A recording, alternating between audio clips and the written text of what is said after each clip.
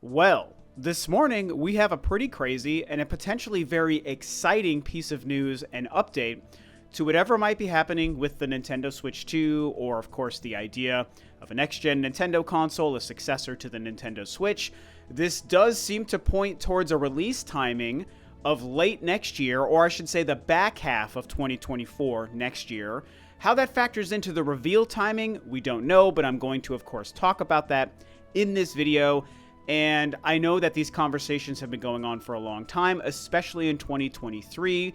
And honestly, I'm probably late to the game even today. I think by the time you might have a chance to watch this video, there's probably going to be 100 other YouTube videos about it, and everyone is talking about it online and on Twitter. It has been picked up by more of the major outlets like IGN. It all stems from a report from VGC. And like I said, I find this to be potentially very exciting because, man, I love the Nintendo Switch just like we all do, but the idea of a Switch 2 or a next-gen Nintendo console, of course, is always exciting, and so I think there could be some real substance to this story. So like I said, this originated from VGC, who has long had some great inside information about a lot of things, especially pertaining to Nintendo. They really seem to have their finger on the pulse of what's going on. Their sources have been very true and good to them in the past, and they've had some great information in the past, and so I think it's very interesting to read a story that's coming from this outlet. Like I said, even IGN picked it up and is reporting on it as something potentially valid. So there are two sources who spoke to VGC that talked about what could be happening with the Switch 2. I'm just going to call it Switch 2, even though we don't know what it's going to be or what it's going to be called. It's just easy to refer to it as the Switch 2. And so what kind of screen is it going to have? What kind of memory is it going to have? When might it release? What could be happening with backwards compatibility? All of this stuff has been discussed, and so let's take a look at a couple of excerpts from their article about what they've heard. Two sources VGC spoke to suggested that the console could launch with an LCD screen instead of the more premium OLED in order to bring down costs, especially considering the increased storage needed for higher fidelity games. The current Switch comes with just 32 gigs of internal memory, while many current-gen PlayStation and Xbox games are over 100 gigs. Like its predecessor, the new Nintendo console will also accept physical games via a cartridge slot. Other details such as backwards compatibility support for Switch games, physical and digital, remains unclear. Nintendo has said it wants to convert as many of Switch's 100 million plus user base as possible to its next system, although some third-party publishers are said to have expressed concern that legacy support for Switch games could negatively affect sales of next-gen titles. They also referenced some quotes from Dr. Serkan Toto, who many of us know as a pretty reputable industry analyst, and he said this: "I would generally say that looking at Nintendo's financials, it seems clear that it's time for a new piece of hardware in 2024. Hardware is already projected to fall 16.5% year-on-year in the current fiscal, while the minus for software is expected to hit 15.9%. The only way to stop these losses from totally ballooning next fiscal is a new device, and the second half of 2024 sounds like a realistic release window to me." So as per usual, there is a lot to take away from this. This is very interesting information to me. I have many opinions on this, and what I can say is, at the end of the day, I'm comfortable mostly believing this. There's always a chance that it's wrong. Of course, you've obviously seen these reports. You're now hearing me discuss it and read some of these excerpts. So you can form your own opinion. Maybe you don't believe it at all, and that's completely fine. I tend to think that there could be a lot of truth to this. And even though it pushes back some of my long predictions by a few months potentially, it still, in general, lines up with what I've been thinking for a while. And it also just makes sense for where Nintendo's business is and where the Nintendo Switch currently finds itself. To me, there are three main bullet points being touched on in this entire situation, and this also apparently relates to the fact that dev kits are officially out there in the wild now and making it out to some of the biggest publishers and partners with Nintendo. So that's the other piece to this, is that dev kits apparently do exist and are out there in people's hands, which is also very exciting. But like I said, there are three main bullet points I think that we can take away from this story, if any of this is to be believed. One is the release timing, kind of projected to be the back half of 2024. The other is some elements of the hardware, which seems to be confirming that it would be another handheld device that uses a screen, which Sure, we might have thought that that was a foregone conclusion, but no one truly knew. It was just a guess, and this might be confirming that it is another handheld device. And then the third thing would be whether or not backwards compatibility is a plan for this console. So let's talk about the release timing, because that's one of the most interesting points to me, right? Going back to 2020, I was talking about and trying to predict when I thought it would make sense for Nintendo to reveal and to release the Switch 2 or the next-gen console. And as I've long said, 2020 was a time when no one on the freaking internet wanted to hear me or anyone even talk about the idea of another Switch console or a new Nintendo device. It might seem silly now where the conversation has picked up dramatically in 2023, but back in 2020, when I was the only person even bringing up the idea, people were very, very resistant to it, and I kind of understand because the Switch was so popular, so successful. The next thing was clearly several years away, as I also said at the time. I was just trying to say, I'm trying to look ahead and predict when I think it might happen just for fun because I thought it was interesting. And no one wanted to hear it, right? Because again, the Switch was so popular at the time. But back then, I was thinking it would make sense to see a Nintendo Switch 2 in either the years of 2022 or 2023. Obviously, nothing happened in 22. Here in 23, we still haven't seen anything official, but man, has the internet rallied around the idea of a Nintendo Switch 2. So, at least from the perspective of gamers and the consumers and the internet kind of fan base rallying around the idea of a Switch 2 in 2023, that part at least has proven true. You know, people seem and feel ready for the next thing, which is something I was talking about back in 2020. Now, it seems very unlikely that the thing is going to release this year. I myself have long since moved on from believing that the thing is going to release this year. There's like a 2% chance I think it's going to happen. Almost for sure, it's going to be 2024. This seems to be leading to that. Now, what I have been thinking is that we would see the Switch 2 still revealed in 2023, and that maybe it was going to release in like the first half of 2024. We can't forget that a few months ago, Nintendo confirmed that they had no plans to release a new console before spring of 2024, I think targeting the month of April. And so I still think that that technically leaves the first half of 2024 as a release window for the new console. And that still may be true, but there's a lot of signs, including what's said in this article, pointing to it being a back half of 2024 console. And if that happens, and I'm definitely willing to admit that my longtime predictions could be wrong, and maybe it's going to be a back half 2024 release, then that definitely makes 2023 reveal less likely. It's still not impossible, and I'm going to hold out hope that we do see Nintendo confirm it before the year is over. But if there's anything true to what's being said here from this VGC report, maybe that's wrong, and we're not going to see it revealed this year, and we're going to have to wait until 2024 to see anything about the Switch 2. And if that happens, I would certainly understand. I mean, they have a big Mario game releasing at the end of the year with Mario Wonder.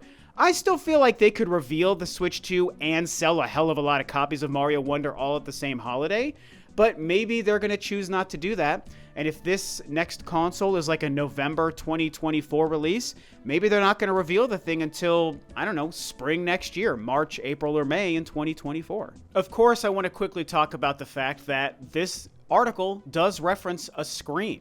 You know, whether or not it's an OLED or an LCD screen, I'm a little less concerned about that, although to be fair, it seems like, and you guys know, I don't know this stuff nearly as well as other tech experts, but clearly an OLED screen is a higher quality screen than an LCD screen. And so the Switch OLED already exists, and to think that they might downgrade the screen for the next-gen hybrid console just to keep the cost of the console down, I mean, personally, that disappoints me, even though in a sense it also kind of doesn't, because I don't really plan on playing it portably very often.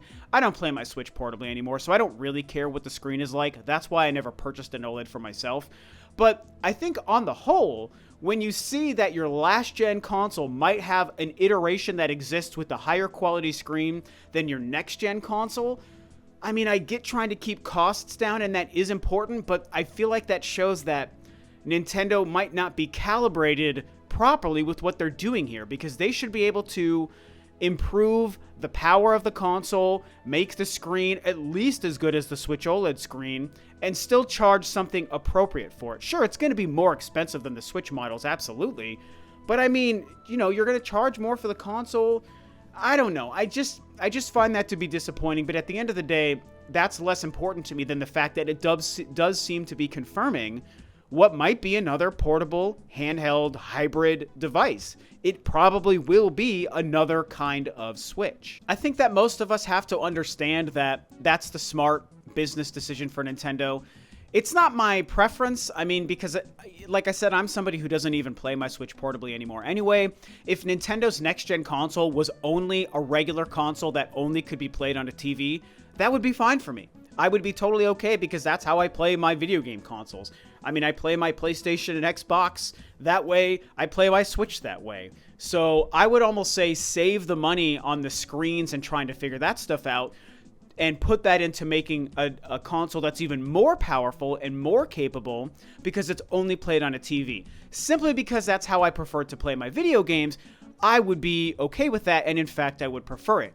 However, when you look at Nintendo's business model, when you look at the typical consumer who plays on the Switch, you look at the success of the Switch and how the hybrid nature really helped make it successful, I have to understand their business decision to continue with a hybrid device. Even though it's not what I would choose myself in my own perfect world, from a business lens, I do understand why they would do that. So, again, if this is all true and we take it as fact, or at least, let me say it this way, if we take it at face value, because we don't know if it's fact, I have to say, I understand why they would do it, and it gives them a much better chance of this next console being another huge success. And the last thing is a pretty big deal, man, and it's this whole situation around backwards compatibility.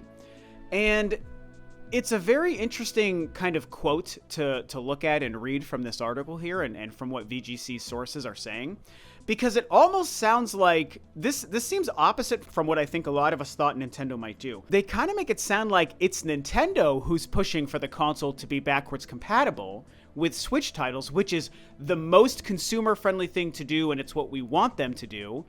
But it also seems like there are third-party companies who are saying they would be the ones who are pushing for it to not be backwards compatible so that they can resell and repackage games that they've already released on the Switch and sell them new upgraded versions at full price on the next-gen console.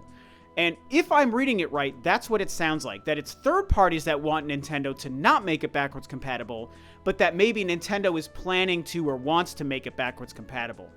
And I think a lot of us might have thought Nintendo would have chosen the opposite route, where Nintendo would say, we don't want the Switch 2 to be backwards compatible because we want to sell a new $60 version or a new $70 version of a next-gen Tears of the Kingdom, and a next-gen Mario Odyssey, and a next-gen, I don't know, Bayonetta 3 or Luigi's Mansion 3. We want to repackage all of these games. Metroid Dread.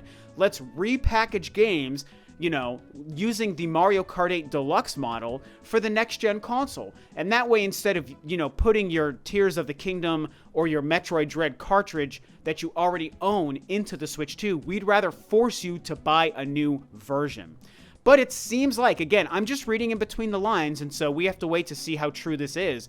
It seems like Nintendo understands backwards compatible is more consumer-friendly and better for us, the gamer, and is more likely to make people feel comfortable buying the console, but it's the third parties that are playing the greedier side and saying, don't do that. We want to sell another version of all these games we've already released on the Switch. And so that's a very interesting perspective to see discussed in this article. All I know is Nintendo is in a very precarious situation here because making it backwards compatible has a chance of convincing more people to be willing to pick up the new console because they can say, oh, I don't have to re-buy the games that I already have. I can play these games on the next console. It's not going to affect my wallet the same way. And so I can buy the new Switch. I can keep all my current games. I can trade in my old Switch for the purchase of a Switch 2. And I can keep buying Switch 2 games. And so it's so consumer friendly, and it lessens the dollar impact to the average person who would buy a new console and not have to re-buy games for it or have to keep their current Switch so that they can play their current games, right? It's just a better value across the board for the consumer. But at the same time, if Nintendo wants to make more money, which we know they do, they could play the greedy route. They could do something that would make a lot of people upset and make people buy deluxe versions of these games, like I already said. And people will do it, but I think it could also hurt them at the same time. So it's very tricky, you know. They have to treat the transition from the Switch to the Switch 2 very carefully, because Nintendo unfortunately has a habit of kind of zigzagging and having a successful console and then a less successful console and then a big hit and then a not so big hit. They definitely have gone up and down over the years. And they want to make sure that they can take the current crazy success of the Switch and roll it into the new device. And I, along with I think a lot of you, know that backwards compatibility is a huge factor in how successful the Switch 2 could be. And so I find this all very interesting and fascinating, like I referenced in this video, and if you know my channel, you know this. I've been talking about this frickin' thing for 3 years, man, since 2020, like I said. And so, yeah, I mean, a lot of my predictions, they're probably going to be wrong, and I don't know if we will actually see anything about the Switch 2 in 2023. I still hope we do, and I still think there is a chance that the reveal happens this year, because again, I think Nintendo can confirm a Switch 2 to release in 2024 and still sell a lot of copies of Mario Wonder and Mario RPG this holiday. They're probably less worried about selling current Switches and more interested in selling software, which they will do this holiday no matter what, and getting people prepared for the next console. I think that they could do that all this year. I don't think that they're going to cannibalize each other. But maybe that's not what's going to happen. Maybe they're going to wait till early 2024. You know, I'm starting to realize that, you know, I might have been wrong in some of that, and that's okay. I'm just excited to know that the next thing might be coming. Look, I love my Switch, but I also want a Switch 2. I want to see what Nintendo can introduce with their next device, how they can change up the controllers, how they can change up the interface, what new games will be available. Where can I play Metroid Prime 4? Damn it, I want to know where that thing is going to release. I'm just excited to see Nintendo's new power and a new console. So this is the story. These are the details. These are my thoughts, my predictions, and so that's about it.